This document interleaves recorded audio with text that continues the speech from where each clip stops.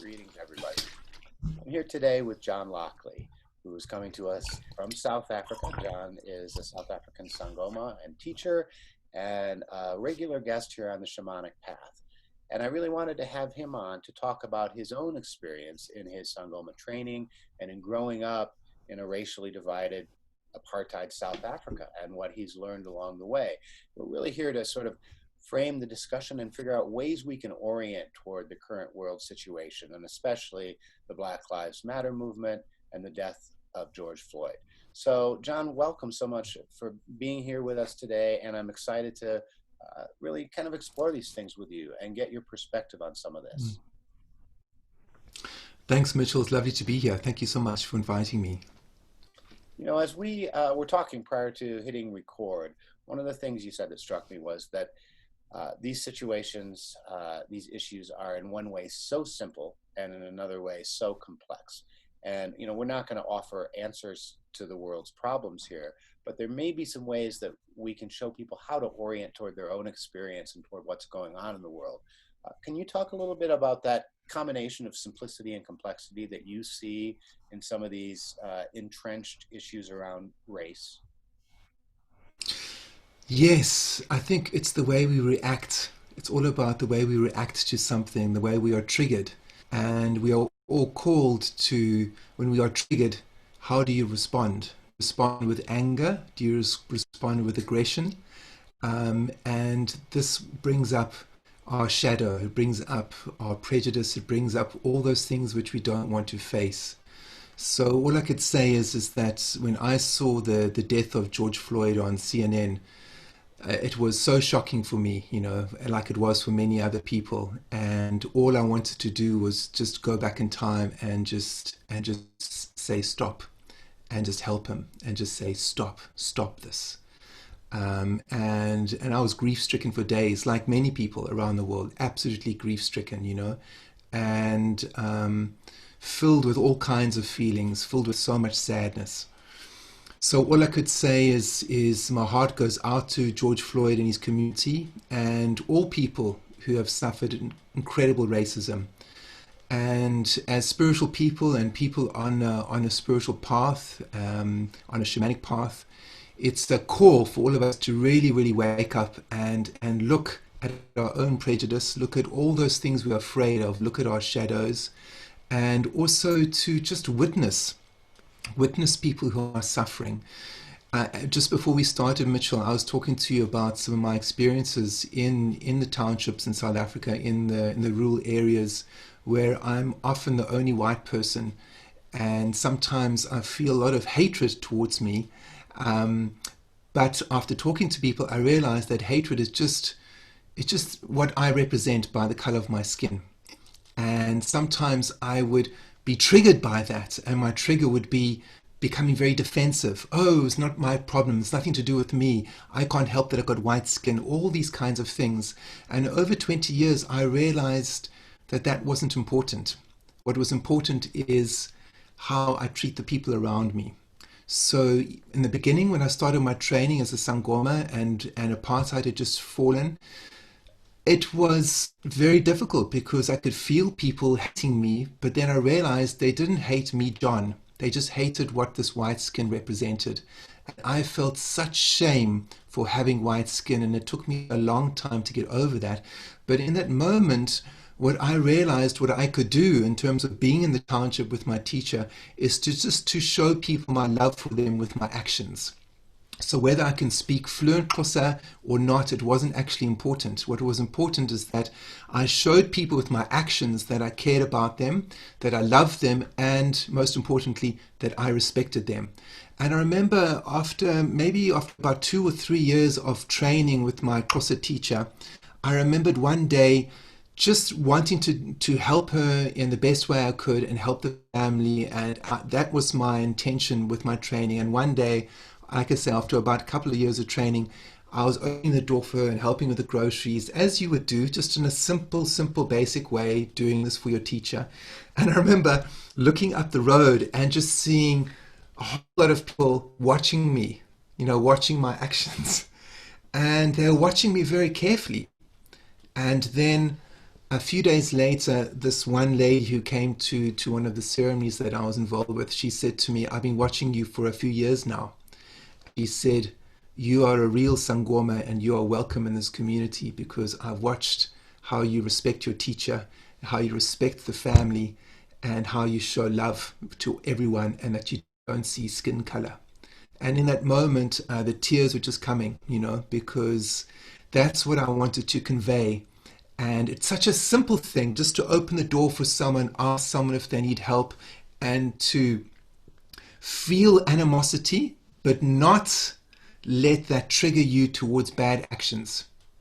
So you might feel that sometimes someone doesn't like you or they feel you feel that they are prejudiced against you, but we have a response. How do we respond to that? Do you shout at someone? Do you also give out to them?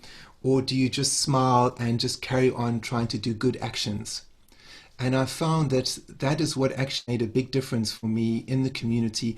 And I actually have to thank my Buddhist training for that because my Zen master in South Korea used to say, the way of the Bodhisattva, the way of the Bodhisattva is to help the suffering of the world. And the way we do that is just by being very present and looking at the situation in a very real way without being triggered. And it's not easy for any of us. It's not easy. And I remember the last thing I'll just share with you around this, Mitchell, is a very close friend of mine. He's a Xhosa Sangoma, and he comes from a long line of nobility in the Sangoma medicine path. I mean, one of his great grandfathers was a prophet, one of the great Xhosa prophets in southern Africa. And my friend was just sharing with me about what happened with colonialism and how all his family's land was taken and how they're basically pushed into such terrible, terrible poverty. And as he was sharing this with me, I found it so difficult to hear because I felt so ashamed of having white skin. And I just said, that's only some white people, only some colonial people. And I kept trying to justify. And then he just shouted at me and he said, stop. He says, all I want you to do is listen. And then I just kept quiet and listened. And the tears came. And then afterwards, he just said to me, Tingo, Gogomoya. He says, John, he said, I know you got nothing to do with this. I just want you to feel my pain. I just want you to feel my pain. And I said, Ndayiva wena, dithi xolo. He said, I feel you, my brother, and I'm sorry. And that's Well, all we can do sometimes is witness each other. yeah. Well, on a Mm. personal level, and we spoke about this before we began also, uh, it may be that each one of us, all these people listening, you, me, we may encounter each person we encounter and be aware of their differences from us, but at the same time, not hold any judgment based upon their culture, their religion, their ethnicity, or anything else. And so there's this sense of like, hey, I'm not a racist. I have this immediate sense of meeting this person, regardless of these other things that may be operating in the larger society. But I think one of the questions that's been raised by recent demonstrations is what is our, once we've seen what's happening, not just in our personal lives and our personal interactions, but in the larger systemic, cultural, and societal issues that maintain these imbalances and disparities, then what is our responsibility? Is it enough to say, hey, I don't act out of any racist or judgmental intention when I meet other people, or is there some larger action to be taken? I was reading a editorial today, and I thought the way they put it was interesting, which was it's not enough now to be non-racist.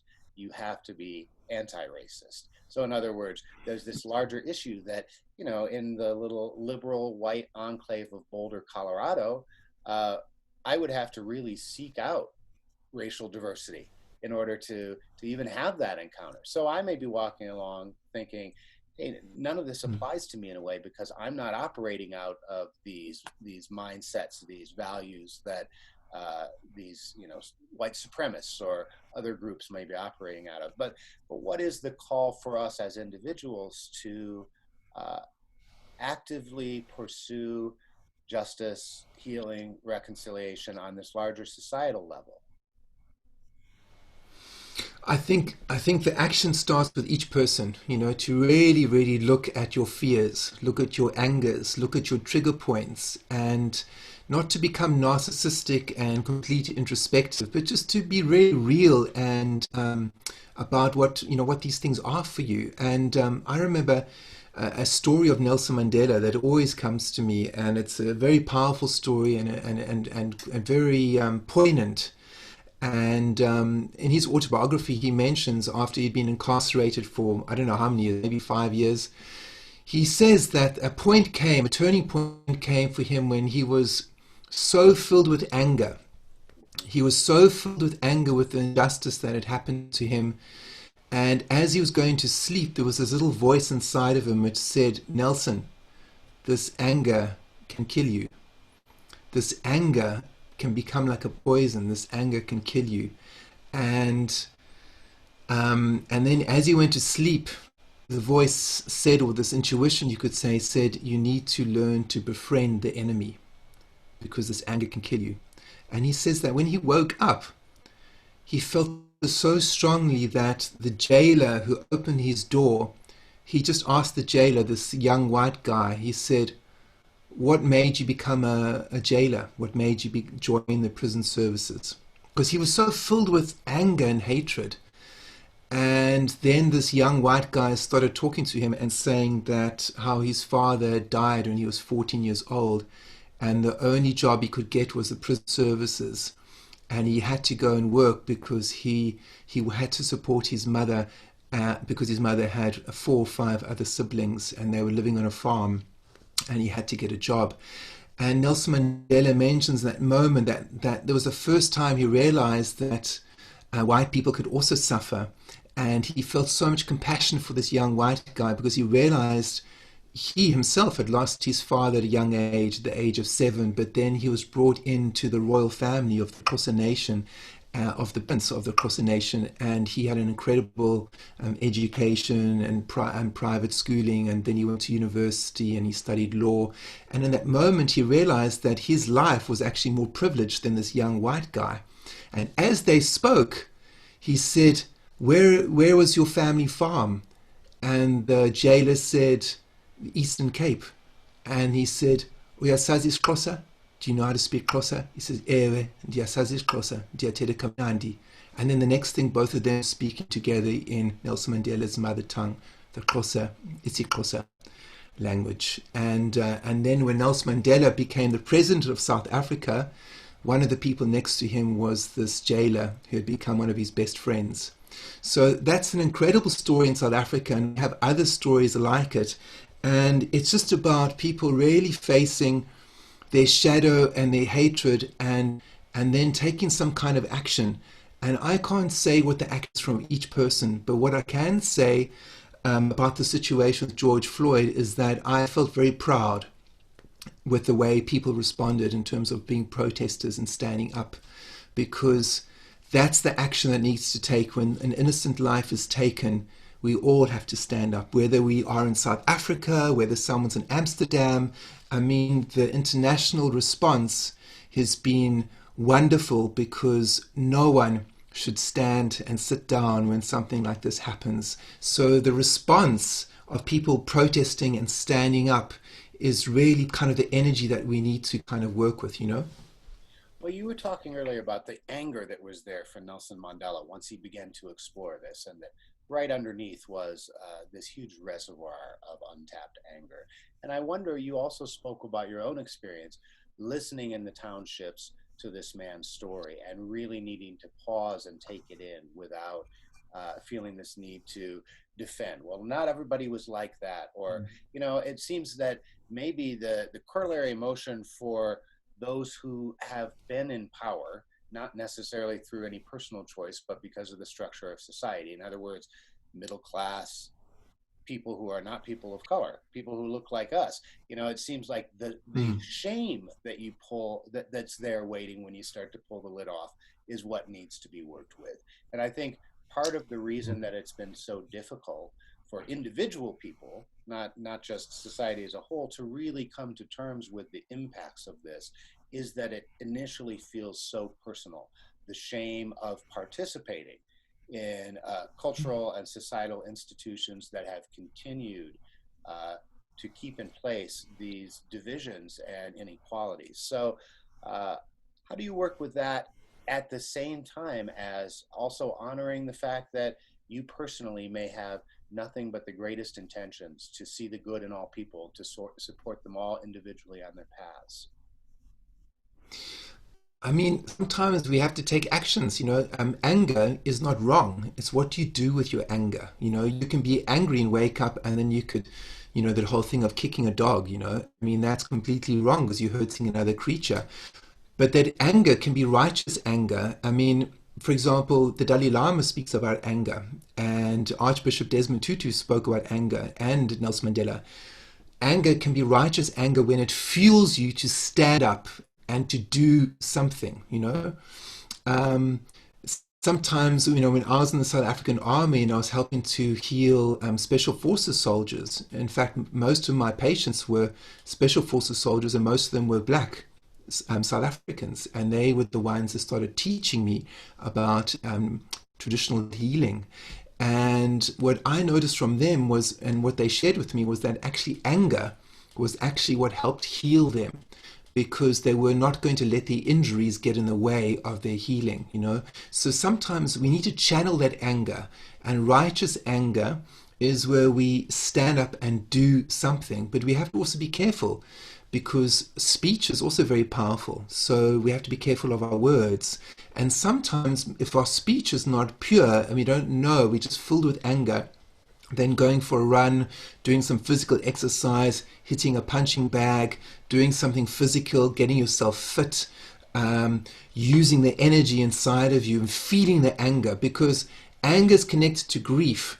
So part of my way of dealing with the anger was actually to do physical exercise and also dancing, or just really, really just working the anger out, because grief and anger are connected.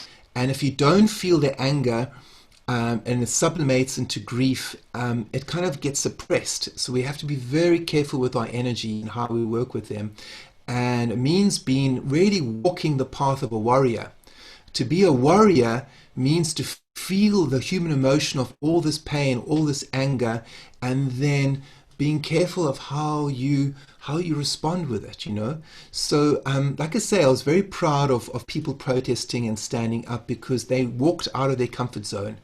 And this is what's happening. This experience of what's happened with George Floyd has been a terrible experience. At the same time, the silver lining has been actually uniting, getting everyone to stand up and actually looking at what's been under the carpet for so long, and that we cannot live like this anymore, not just in America, but the whole world. I think what you said about this relationship between anger and grief is really important.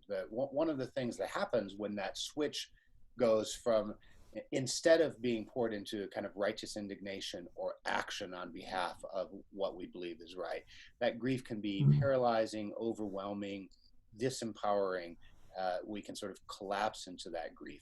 So that's one way it can go. On the other hand, anger without that sense of righteous indignation, without the sense of being beholden to a larger cause, to not simply operating from personal anger, but this larger need. If we just go into anger, that can also be very brittle and destructive, right? And that's when you have Yeah.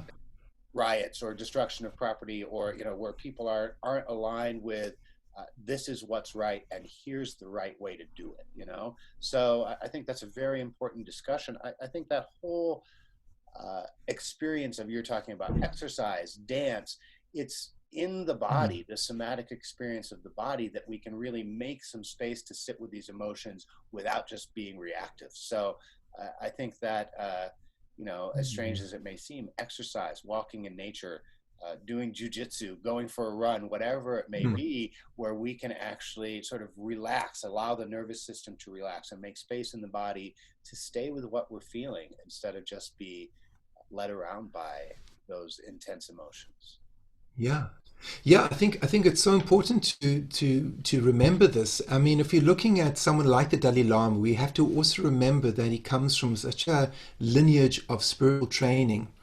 And I was very lucky to spend time or meet the Dalai Lama with a group of Buddhist practitioners many years ago. And he came to meet Nelson Mandela. So it was a very powerful time.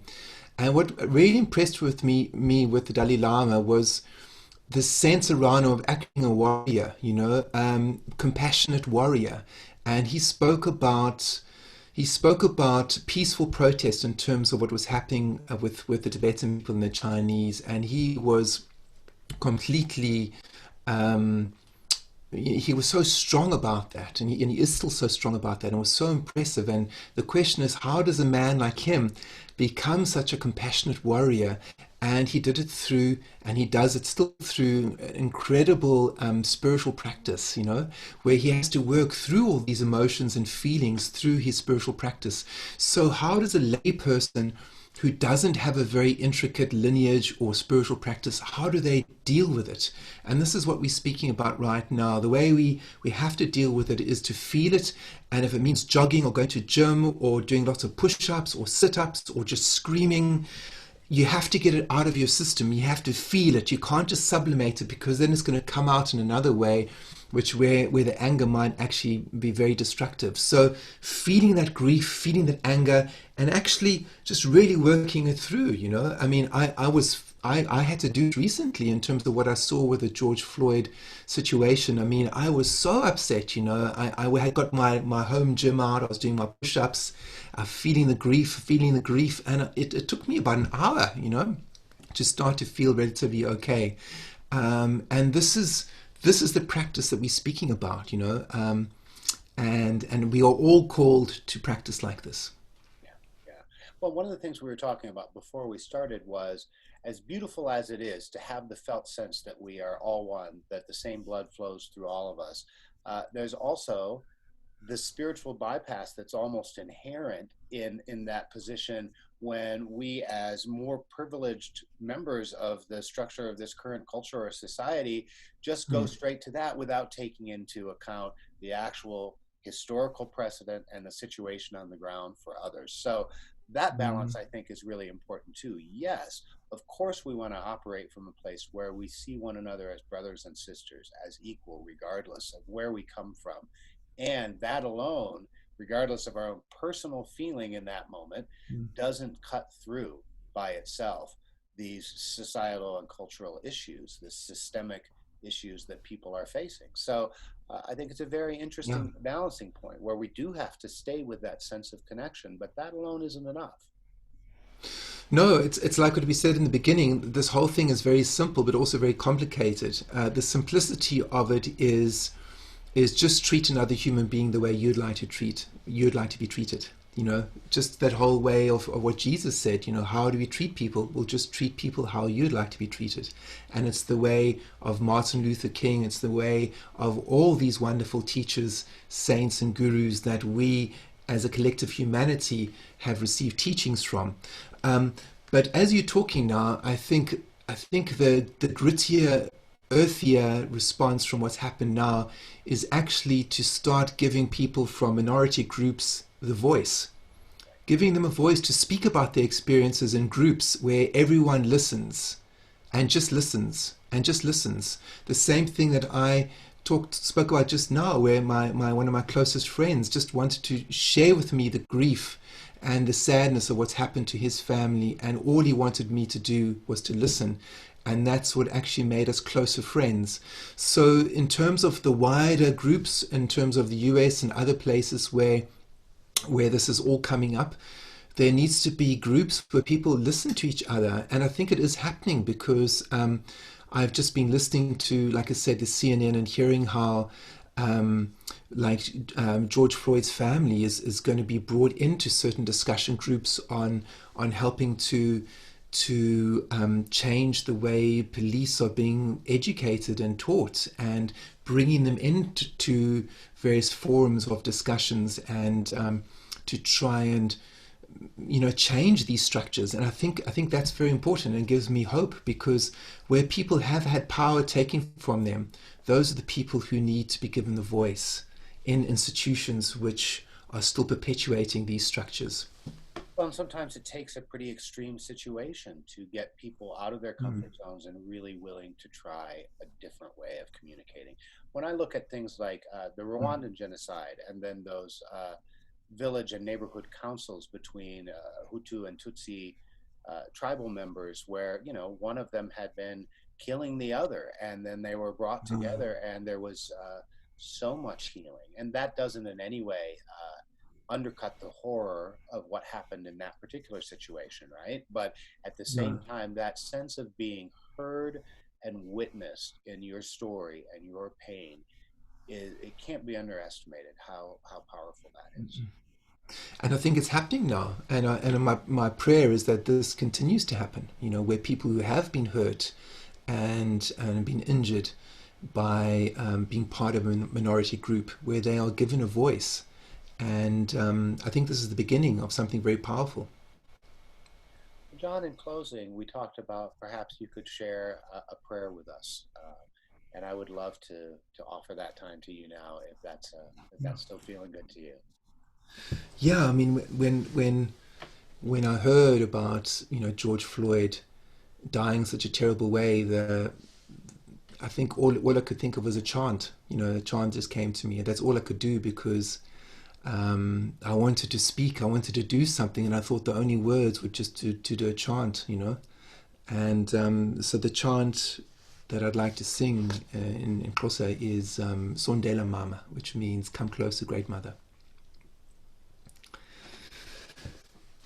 So, Sondela Mama, Sondela Mama Wamu, Sondela, Sondela Mama, Sondela Mama, Sondela Mama, oh Sondela, oh Sondela Mama, Sondela, oh Sondela Mama, Sondela, oh Sondela.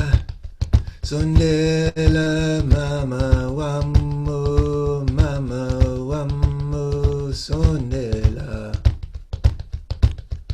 sondela mama wam usondela usondela thixo wam usondela thixo usondela thixo siyanqula manyanga nothixo siyanqula mkhulukhulu siyanqula abazali bam sithi camaku uvulunilela abazali bam camaku ncede George Floyd ukuhamba phambile camaku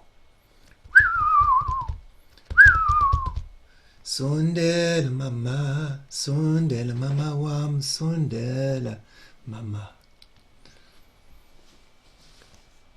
John, thank you so much for taking the time. With the time difference and everything, it's always tricky to set up a conversation. And I know sometimes the South African internet hasn't been treating me well, but I'm really glad that we made this work. And I think it's an important way for people to have as many tools as they can for figuring out in themselves and in the world how to meet these things as they come up. So I really appreciate you taking the time to share from your own experience here. Yeah, thank you. Thanks.